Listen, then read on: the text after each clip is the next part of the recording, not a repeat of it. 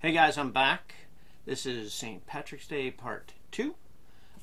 Sorry the first part was a little heavy, but it's just something that I wanted to talk about, and maybe I'll help one person out there do some GiJoe therapy to help with their addictions.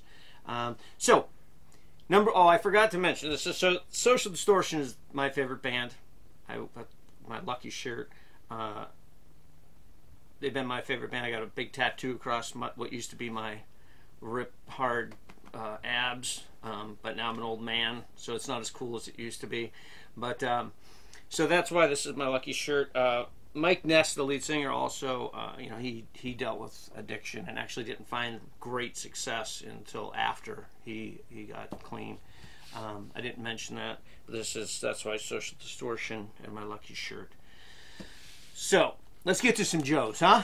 All right, so this is one of my teams that I put together early on when I started reforming my adventure team, and some of the faces and stuff might look familiar, but I'll go through the heads real quick. This is Wild Man head from the Sergeant Rock. I got that somewhere, don't even remember. It was broken, so I had to put it on a neck post that I had to glue down so his head doesn't turn real well. But this is a dragon figure. I think he was an airborne figure. This was a reproduction that I bought on eBay that somebody had reflocked.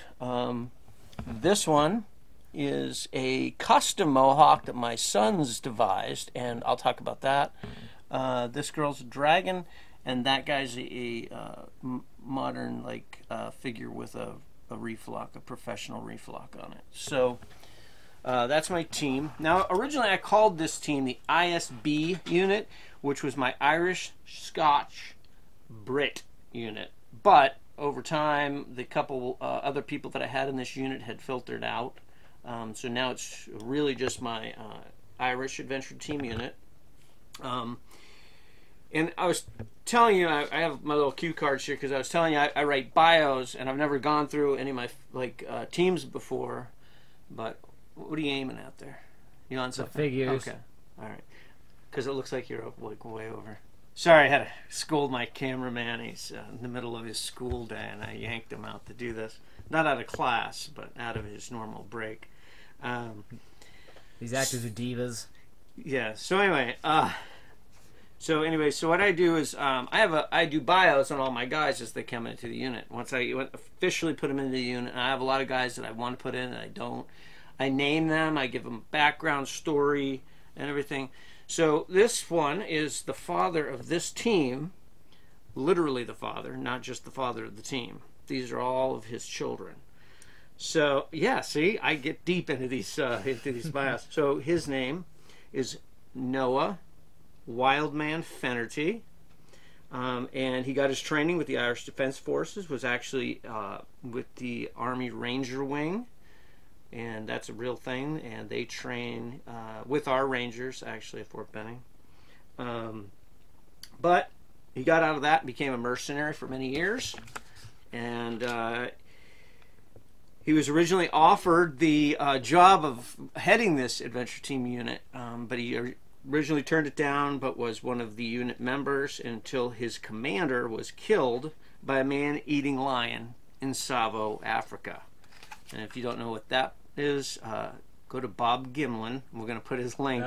We've been wanting to work Bob Gimlin into our thing for ages because he's like one of our favorite channels ever. And he's a Bigfoot, cryptid kind of guy. It's not Gimlin. We'll put it in. You'll see. You'll figure it out. I don't want to start rambling on song. All right, so now this is his oldest son, Connor.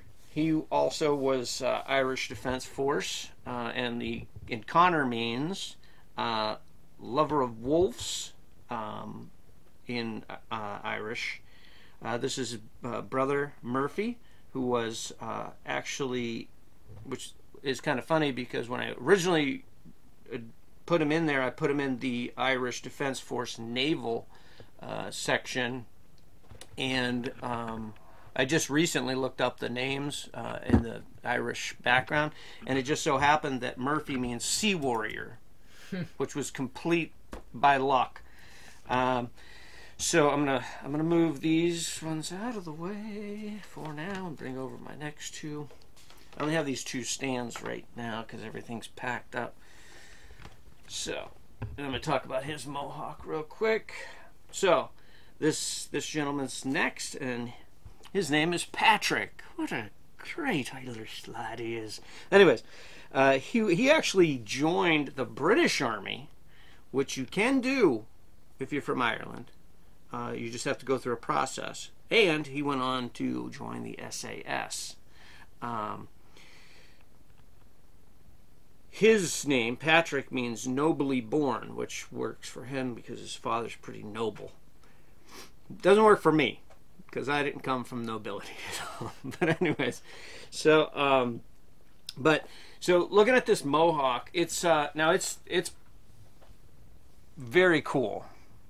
And what we did was, my boys were trying to devise an idea because I kept talking about how I needed a good mohawk Hasbro head. And Jameson here actually at the same time got a Power Team figure who was completely bald. And the boys started talking about how we could do a mohawk. So my older boy Cameron came up with the idea of using hot glue at the time, which is funny because now Jameson is the king of hot glue. He could build like a life-size coffee table out of hot glue. But so he put a little mohawk on and we painted it, and it looked okay, but you know, just didn't have realism. Then Jameson said, "Why don't you do another one? But we'll use the flocking that you use, because I do flocking. We did do this one, but not the other two." So that's when we got to the point where we tried it.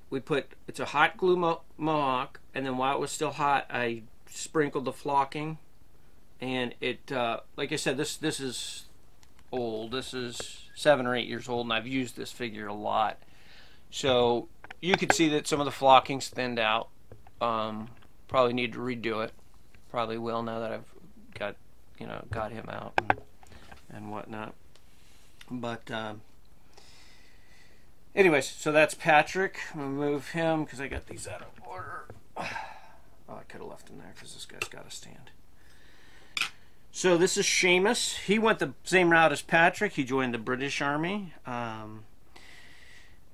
Now, Seamus means one who supplants, which I didn't. I had to look up that word, and it's kind of an odd word, but it means to take place of by force. Ah.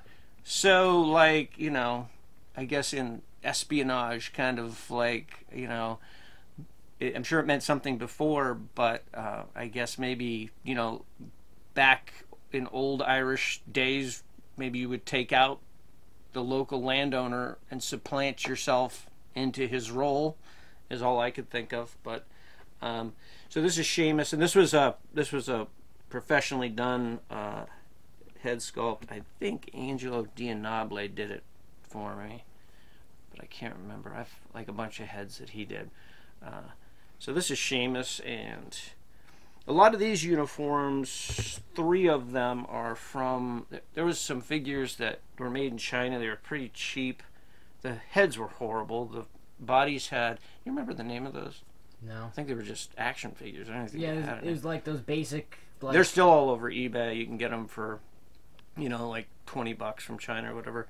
But the uniforms and equipment were great. We just didn't like the heads, and the heads mounted different, so we couldn't really use. The bodies had great articulation, but there wasn't really. We never figured out a way to put heads on. But so, anyways, so that's Seamus, and then there's this young lady. This is Sloane Thang Fennerty. They're all last name Fennerty. Now, I know what you're thinking. She doesn't look so Irish. Well, the boys are all from Noah's first marriage to an Irish woman. But she passed. And so did his love. No. Anyway, so he moved on, and while in a conflict in Vietnam, he met and married a beautiful young lady, and her name was Ping Fan. And Ping in Vietnamese, which is ironic, being that she married a mercenary. Ping means peace. But sadly, she died at childbirth, and Noah was forced to raise Sloane all by himself with the help of these 4 mercenary psycho brothers. So you can see that she's turned out to follow in the family footsteps, but embrace her heritage. But she does prefer a blade. So, anyways, I think that's show the people the cue card. Yeah, well, I just want to make sure I didn't miss anything in the actual descriptions of my figures here. So, you know, I like to do bios, so when I'm doing a little story, or we're doing like a photo shoot or something, like in my head I can visualize, because like I said, I am a writer, and I like to write. Writing is one of my favorite things. I almost love it as much as doing the Joes. The reason the Joes top writing is because this is something I can do with my kids, and include the family, and it's on a bigger level, and now that I have the channel, we really enjoy doing this and talking to all you guys and stuff, whereas if I was just reading my book, you might get bored. Although my son did have a good idea, and we may do it. So my first book has sort of a zombie theme. I won't give anything away because I don't want to be stealing my stuff. But so he thinks I should customize figures for all the characters in my first book, and we should do it like episode by episode, and just do my entire first book as a G.I. Joe story, whether it be stop motion or a photo story or whatever. So that is something I'm contemplating. We might have to make that its own channel, so depending on how that goes. But like I said, I'm trying to get published. I might do the self-publishing route. I'm not sure. I was actually talking to an old friend from high school. She's published. She was in the process of sort of helping me along, and a little thing called COVID hit, and so that's been kind of stagnant for a while. But you know, I've written 7 books now. Got 2 more in the works. It's 2 different series, 2 different characters. One's futuristic. One is kind of set back in the 80s, but later on, as you read, eventually it all makes sense, and they all come together, and you're like, holy. At least I think that's. I don't even know if you guys will buy them, so I'm assuming that you would. I don't know. Be ready for that. Maybe one day. Like to read. Maybe you guys like G.I. Joe so much more than me that you just are like, I haven't got time to read. I got Joes to take care of. Yeah, be ready one day with just like a link to like go buy it on Amazon. Yeah, well, you never know. I mean, obviously I would do that in case anybody was interested. Like I said, so yeah, I was talking to Scott at Adventure Team Files, and me and him have been talking a lot. He's a great guy. He actually has a video, and I won't give anything away, that he shot many years ago on a VHS, and it's stop motion with Joe's, and he's desperately trying to get it kind of converted over, and he's got to change some things, but it's awesome. It's awesome. I've watched it 3 times. He sent it to me just to see what I thought about it. And let me put it this way. Have we got Mom to watch any of our videos? Like, she'll like kind of watch when we're doing it. It's more to kind of critique and be like, oh, well, you should have done this. You should have done this. Sort of. So she was an actress. She was in the making movies and modeling and stuff, so she's like kind of behind the camera, like your angle should have been like, but in well-meaning. But she actually, when I was watching Scott's video, she actually stopped and sat down next to me and was like, she watched like the first half of it with me. And it's funny too, because Jameson and I watched it together the first time, and we were both like, this guy looks like somebody from MTV or music video, and my son's like, looks like he would have been like a character on Seinfeld or something. Like, I looked at him like, how do you even watch Seinfeld? He goes, well, I mean, I've seen clips, and that's what I picture him on. But anyway, so he encouraged me to make this video talking about, because I had mentioned to him about my drinking, and I'd been thinking about doing a video. So when he kind of said that would be cool, I thought, well, if one person thinks it's good. And then he liked my idea of the bio cards and stuff. So now that I've done this, now the pressure's on you, sir, to get the video done. You have to. It's awesome. It's clever. It's cool. And I'm telling you, people would love it. They would absolutely love it. It's awesome. But anyway, so it's a challenge to you. I know you're having a problem with the music, but if you have to, if Pop Locks isn't using Jameson to sew shirts when he starts his business, I already promised his labor to Cody at Pop Locks. Maybe I can make him work for you for free and figure out a way to get the music changed. I mean, yeah. I mean, we could do that one first, because Cody might take a look. Anybody needs some cheap child labor? Again, humor. What did you say last time? For all legal reasons, this is completely satire. Right, satire. There you go. Okay. So anyways, but yeah, just... So far as they know. But if you do need help, Scott, he'll help you. He'll take a look at it. Maybe he could, actually. He could send him. I could take a look. If you want us... I still have it. It's on my computer. Oh, no, I meant like him send the file. What's wrong with mine? He sent me the file. Oh, okay. That's what we watched. What do you think I watched it on? He sent you a link to it. You don't know all the technology things, so just shut up. Oh, I thought it was all interconnected. I don't know. What do you know? I'm a writer and a G.I. Joe guy. What do I know about technology? So I have a son. Well, I learn it. He can do it.